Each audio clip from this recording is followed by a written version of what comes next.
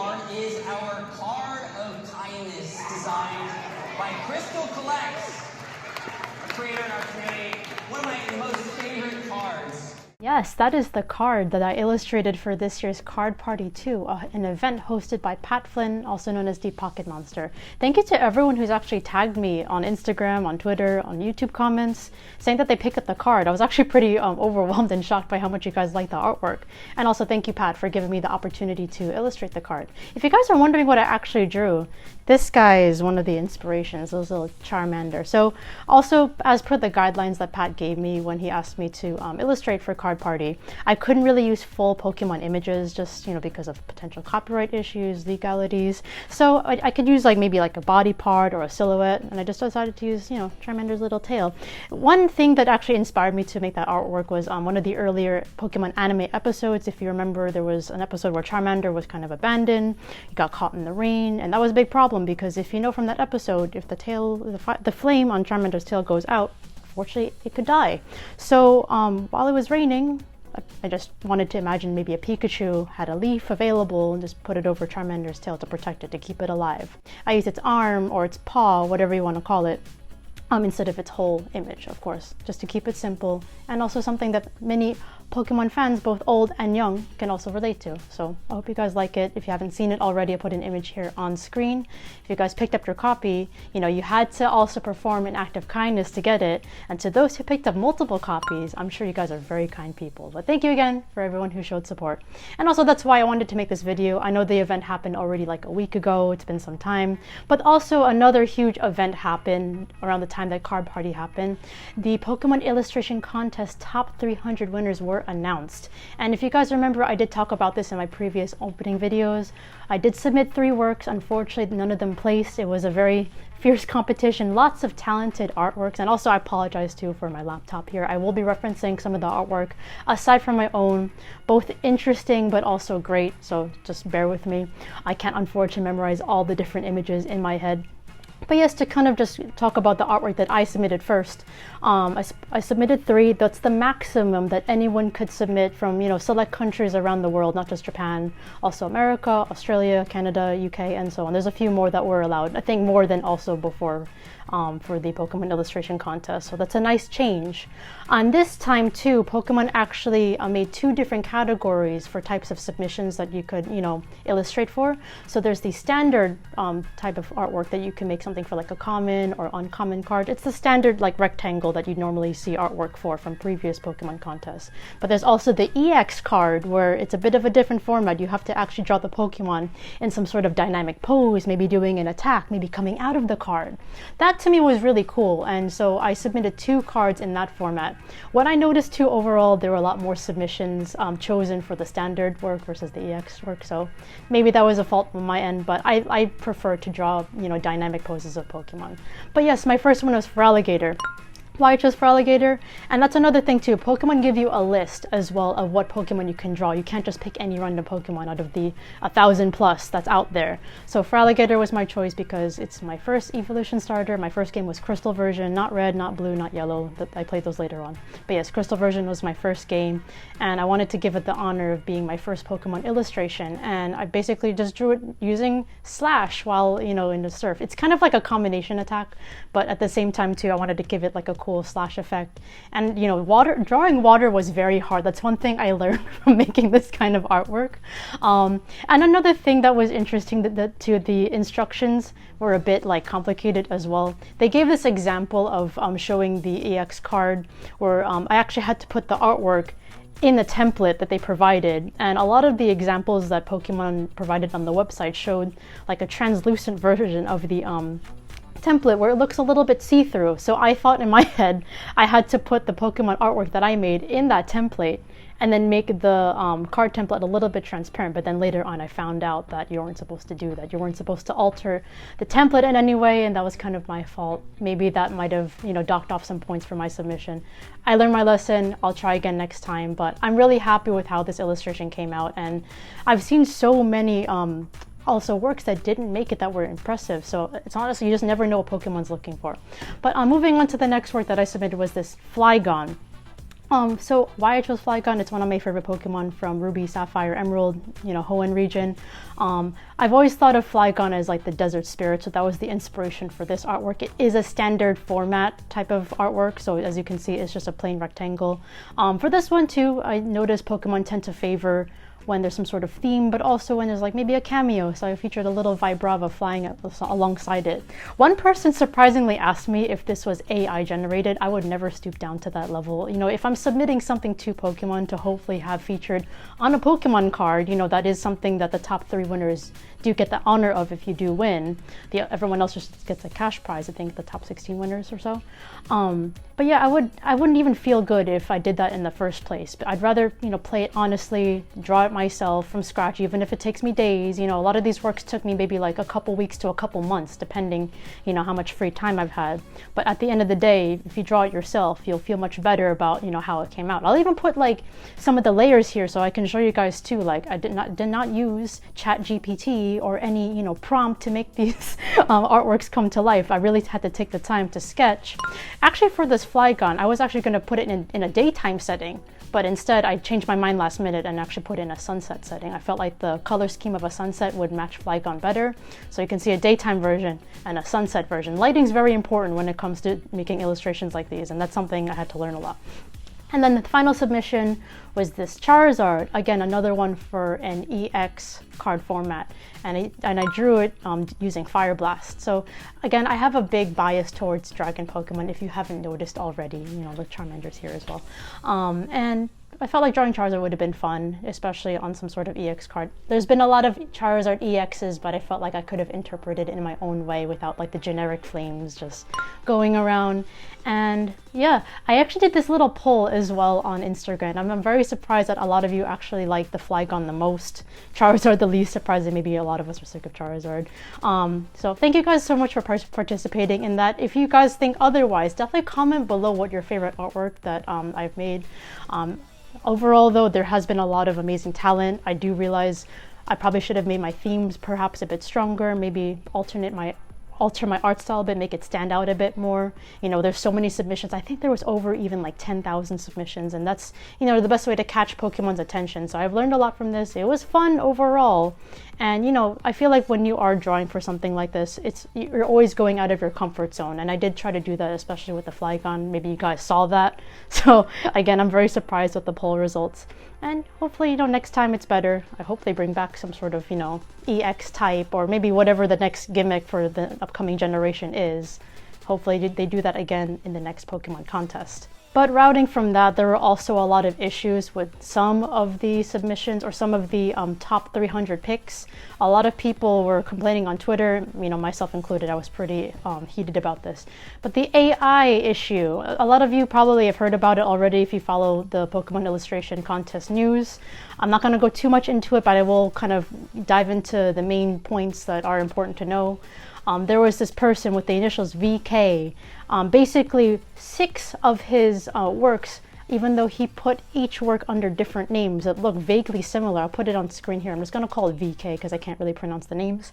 But again, like I said previously in the video, you're only allowed to submit up to 3 works. So the fact that 6 works that all look suspiciously AI generated, of 4 of Eevee, 2 of Pikachu, and have similarly looking names is a huge flaw in their system. And I'm really shocked that this got by some of the Pokemon judges, some of who are which actually are Pokemon Illustrated. So again, really shocked that happened, and I hope maybe there could be some sort of redraw or some sort of change in policy, or at least these works don't get chosen in the semifinals or even the finals. Heck, Pokemon, do you really want to hand thousands of dollars to someone who literally just entered a prompt in a robot, like an AI? That's not fair to the people who've actually spent hours and days making, works from scratch, from their hearts, like from, their passion for Pokemon.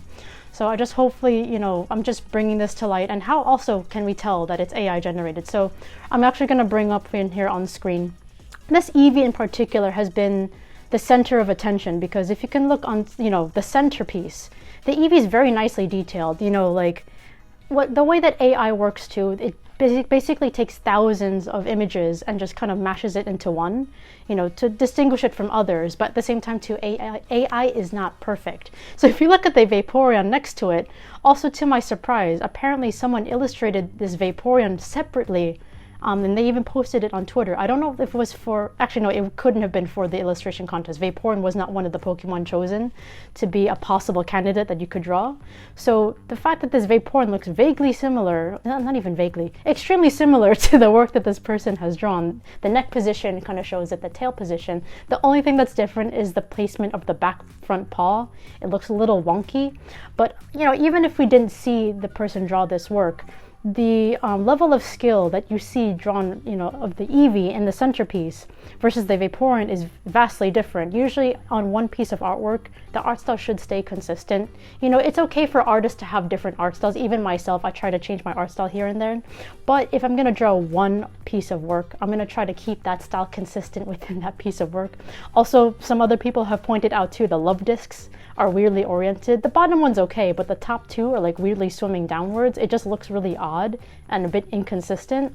Again, like if someone were this skilled to draw the centerpiece Eevee the way it is, it would be consistent throughout the whole work. And also too, another thing that I've caught, you look at the light rays and also Eevee underwater versus above water. If you know basic physics, you know that light refracts when it goes from air to water, meaning that it bends. So light shouldn't look like a straight line if it's going from the air to underwater. It should be at least bent or at least placed a little bit off. And same thing with how Eevee's oriented underwater. Like I'll even put this image here of a man underwater. You'll notice that the bottom half of him looks a bit bigger. Even, if you look at it from an angle, it's going to look like it's shifted also. That's light refraction. That's how physics works. And, that's an example of how AI isn't perfect. It can't physics. It can't understand what refraction is. And that's a huge flaw that I'm surprised got past the Pokemon judges. And also too, when you look at their other works as well, you just notice similar inconsistencies within those works. There's another Eevee with a Vaporeon in it that also shows inconsistency of skill. Even the way that Eevee is drawn is also a bit different. The eyes have a bit of a different style. The ears, the head. The ears look really big, compared to what Eevee would normally have for ears. And not just that too, the Vaporeon looks like it was even drawn separately. Like maybe the work was AI generated. Especially you see a lot of skilled use of perspective with the blur of the flowers on the side. But then this Vaporeon here looks very awkward. It doesn't look like it even fits the photo. And even the perspective, even the details, the shading, it just doesn't match. And that's also one big thing to really pay attention to when you're looking for AI art. When something doesn't make sense, especially when it looks really well made. So that's one thing I really wanted to bring up. Even amongst the Pikachus, the one here too of the stadium, oh my god, how did this get accepted? It's a very cool pose, don't get me wrong, a Pikachu using maybe Thunderbolt or Thunder, but the background, the lights look wonky. That's usually one big red flag when you're catching AI art. There's a lot of inconsistencies and imperfections, despite how good the Pikachu looks. If this were me drawing, yes, I know backgrounds can take time, I may want to just get it over with, but I would not leave it to look that wonky. I'd use some sort of guide to at least make the lights look evenly distributed. And also, everything in the background just looks like a blob. Like you probably put at least a little bit of more effort to make it look like a crowd. It just looks like a mesh full of colors. I don't know, that already is suspicious in itself, because I've also picked a bunch of works that I personally really liked from the top 300, and just comparing it to these 6 works, everything else looks consistent. Maybe some of them are also a bit suspicious for AI, but I'm not going to really get into that. The ones that I really wanted to talk about are by VK. And I know some people have also used these websites where they would analyze, how much of it does it look AI generated. I don't really want to get involved with that. I think it's best to just look at the artwork with your own 2 eyes, look for inconsistencies, and just use common sense, because there's, no way, especially again going back on this image, that this Vaporeon was drawn by the same person who drew that Eevee. It's like they put all the effort on that Eevee and just kind of got lazy with everything else. That to me is not a well done piece of work. It should be consistent throughout. I'll take this Eevee, for example, by Takekazu-san. This is personally one of my favorite Eevee works submitted, and also, that made it to the top 300. I think it's very clever that someone managed to put all the evolutions in the background in some form. It's not going to show fully all the evolutions. You'll see the tail of Leafeon, you have the little bow of Sylveon.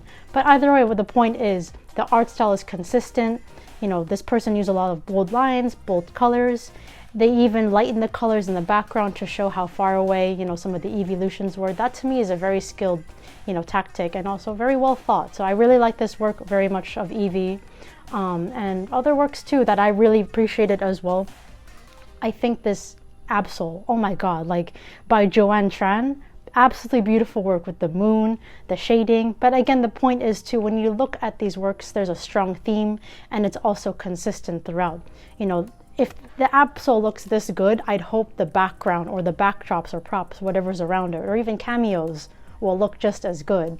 And that's why I'm also bringing up some of my favorite picks to kind of compare and contrast, because even when I'm finding myself looking at the works that I do like, when I look back on the AI works, I'm like, man, there's a big difference in, like overall design, consistency, and really just like overall skill. Like, which one is it? Is it going to be the wonky Vaporeon that you're really, that is your skill, or is it this Eevee? Just nothing matches. But anyway, getting away from the AI, just wanted to at least bring that up, get my mind off that. There's other beautiful works that I do want to bring up that I think deserve some spotlight. A lot of the Absol works are beautiful. So Absol is one of the other Pokemon that were featured as possible Pokemon you could draw for the contest. This one was really nice by Kijimaru. The art style is very unique. It almost looks like it's sketched. I'm not sure what medium they use, possibly colored pencil, but the texturing is very, very, detailed, very beautiful.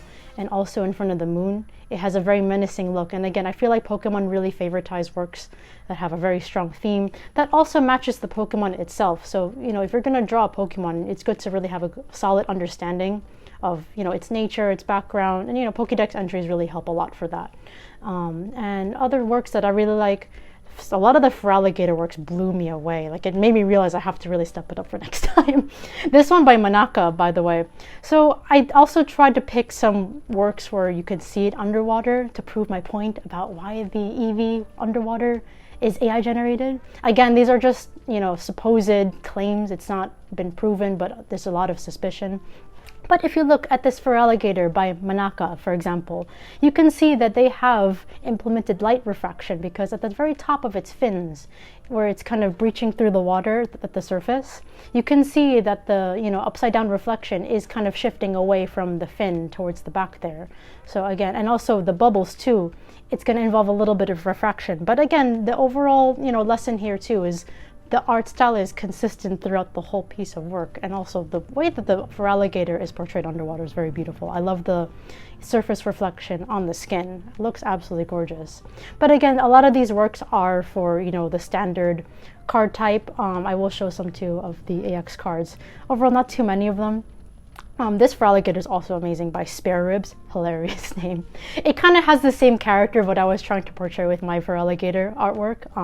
Literally just coming out of the water. The water, again, is very difficult to draw, especially in motion. So the fact that this artist was able to capture the ferociousness of Feraligatr coming out of the water in such a manner is very skilled. And, props to this artist for making the top 300. Again, I'm not sure what's going to really be the promo card, but I can at least just show you guys what my favorite picks were. Others that I really loved, so Koraidon was another Pokemon that you could draw for the contest. Surprisingly, not Miraidon, even though I feel like Miraidon sometimes is the popular one of the two. So this one by Tsutsuri. It's very beautiful with the sunset. So why I like this one a lot, because Scarlet and Violet, it heavily emphasizes Terra Pokemon. So the way that the sun reflects kind of reminds me of like a crystal. There's a lot of like rainbows coming out on the sides here, and it's very nice too because Koraidon's ability is like photosynthesis. So it's like photosynthesizing with the sun. kind of made sense to me. Also, the pose is very cute. The whole gist too of drawing these artworks is to kind of capture the Pokemon in their natural habitat, their natural scenery. And obviously we can see with the jungle setting, it's kind of portrayed in the past. So again, very well themed, very well executed, something a bit different, refreshing, nice use of color. Even this artwork of Koraidon 2 by Yuma, similar, you know, theme that I was talking about in its natural setting, and also it's still proto-synthesizing, so very amusing. I love the colors of Koraidon to begin with. It contrasts really well with the jungle scene. And this last one too of Koraidon, again, this is kind of touching upon the themes that I think resonate strongly with the Pokemon's reasons for choosing the works they do. This one by Yoshima Yuka, it's very cute because it kind of captures Koraidon's more like soft side. You know, it's usually portrayed as like a ferocious, tough beast, you know, kind of like a dinosaur, but in this instance it's kind of portrayed like a little puppy, like playing with the Caterpie. The Caterpie looks absolutely terrified, like it's about to shit itself. But the fact that they position Koraidon like this, it's really cute. It's almost like during the times where you give it a sandwich in the game and it's just like acting all cute. So I think this person totally deserves a spot in the top 300. You know, other cool Pokemon were portrayed too, like Toxtricity, Amped Form. Yes, specifically the Amped Form, they're very particular. This one by Tachihito is particularly my favorite. I love the use of color, the dynamic posing. It's not an EX card, but they did use the nice dynamic posing anyway for the standard format. And see, look, also too, the audience, I can at least make out that they're people. This dude over here has some sort of hairstyle, and this person's covering their mouth. Again, throughout the artwork, consistent style, clean edges, nothing's weird, nothing's off. And then I know that I also talk about some Pikachu works, but my favorite Pikachu work out of the top 300 that I don't suspect to be AI is this one by Shihoso. I do like the color schemes that they chose. And again, too, you can see bold lines, again, clean, bold colors, different kind of pose, something a bit refreshing that I haven't really seen in previous Pokemon releases of Pikachu. There's a lot of Pikachu cards, obviously. I don't really suspect this to be chosen, perhaps, you know, for the top card, but I personally think it's really cute because I don't know what Pokemon are looking for. Maybe they're looking for something a bit more natural. You know, you don't really normally see blue grass. I'd probably expect something green, but maybe they want something different. Who knows? It's a guessing game at this point. And also Bidoof was another Pokemon chosen. I'm just going to try to highlight all the Pokemon that were featured, but maybe one or two works that I liked a lot. This one by Piqqle, Pickle, I guess we would like to pronounce it that way. This one's really cute. I like how the the moonlight is portrayed with the water. You know, Bidoof likes to swim underwater. It's chilling with another Bidoof. Very memorable, but I especially love this one by Takekazu, another Bidoof work. Literally crossing a little bridge it made, I guess, or maybe it's about to tear it apart because you see bite marks. Either way, I like the comic kind of, not texturing, or maybe shading, I guess you could say. It looks very modern, especially with the bold outlines and also coloring, but it's a cute little theme too. Something I'm definitely going to remember amongst the plethora of works that have been submitted and also chosen. And now we're going to move on to Flygon because, you know, I submitted a Flygon, it didn't get chosen, but I kind of see why, because there's a lot of amazing Flygon artwork. The one that kind of resembles the theme I was trying to portray the most, actually, is this one by Haya_create. It is portraying Flygon in a desert, in a sunset, with a very skilled fish eye perspective, like where it looks a bit like circular. That's definitely not easy to do, by the way. And, you know, you can see other Flygons flying in the background. It kind of looks a bit like it's trying to catch up or maybe appreciating the sunset. I noticed too, when works capture some sort of emotion, I believe that's also what Pokemon are looking for. Those are very hard. That's particularly very difficult to do, and I feel it takes a lot of practice and skill and also planning ahead. Another one that really caught my attention, guys, is this one by Royce Lee. This Flygon absolutely looks amazing. And, you know, this is something I was trying to play around with my own work, particularly trying a very different pose that we haven't maybe seen in a previous work of Flygon. But this one really takes the cake for me. Yes, I'm looking at Flygon's ass, but at the same time, too, it's doing a nosedive into the desert. You know, I kind of imagine that, too. Maybe Flygon likes to pull stunts while it's flying throughout the desert. You know, maybe it's not oftentimes seen by people, but this is a really cool perspective. Nice use of colors, and also the wind drawings, the way the edges are, the spikes, it's really well portrayed with the movement of Flygon, and it really captures how fast it's flying. And also this last Flygon work, have to hand it to Sarah Hamilton. Beautiful use of color, nice shapely patterning on the cloud, something I haven't seen before in Pokemon illustration in general. And this is what I'm talking about. I feel like when Pokemon are choosing their works that they want to feature, it's always good to kind of step out of, you know, your own comfort zone of the usual, the norm that you usually see in Pokemon artwork. And I think this one definitely, you know, is a perfect example of that. Also nice use of lighting. You can definitely tell it's in some sort of sandstorm. And also moving on, not going to take too long on this, but I definitely want to highlight some of the Melmetal works. Oh my god, this one by Gotch, it has a more of like a symmetric and modern look to it. It does almost look like vector art, but at the same time too, it's very detailed. So I really wanted to highlight this one. Very beautiful, looks like it's just chilling in like molten metal. And also this one by Jitta, this beautiful Melmetal in the forest. It looks like it's maybe taking care of this little plant here, but the way it looks so realistic is always amazing. Like there's so much talent out there throughout the world. And I hope too Pokemon also welcome other artists in other countries. I know that's going to be a bit of an obstacle for those who actually want to contribute as well. There's talent over the world.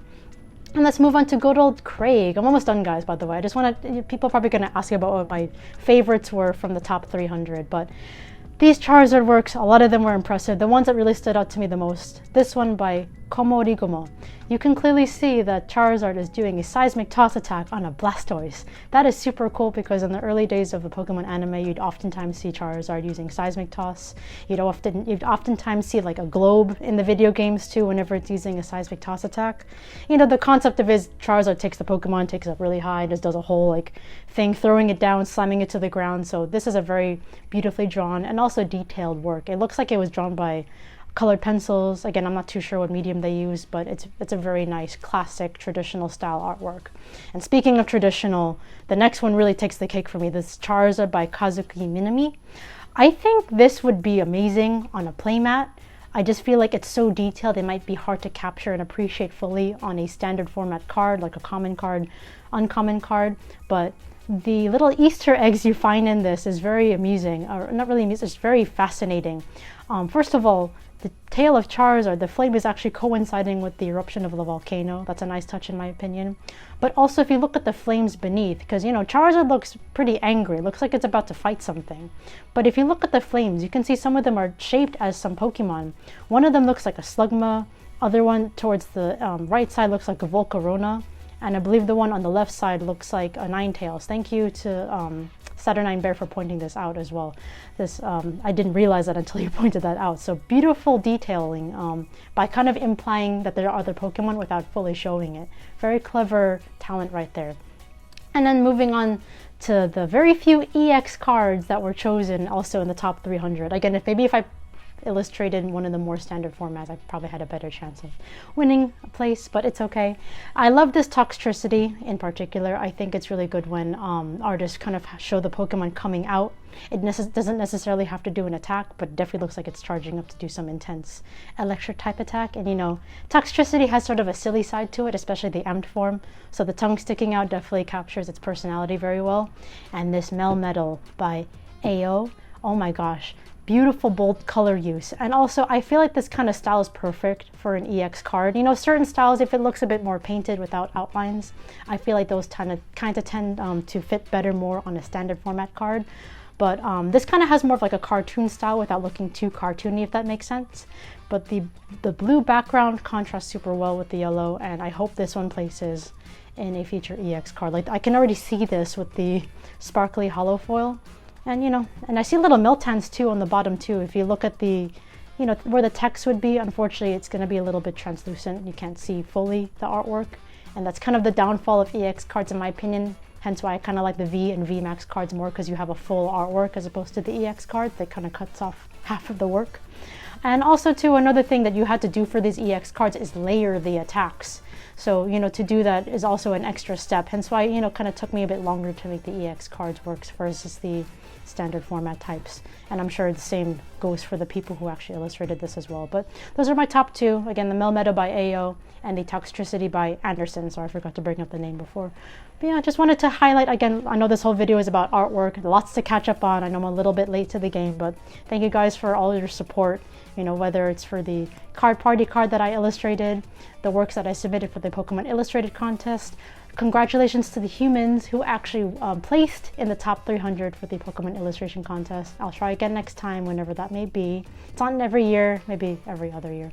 But yeah, guys, stay tuned. I'll try to make more art in general, and I hope you guys stay safe. Thank you for tuning in. Be sure to check out KrystalKollectz.com if you want to show support for the channel. I'll see you guys in the next video.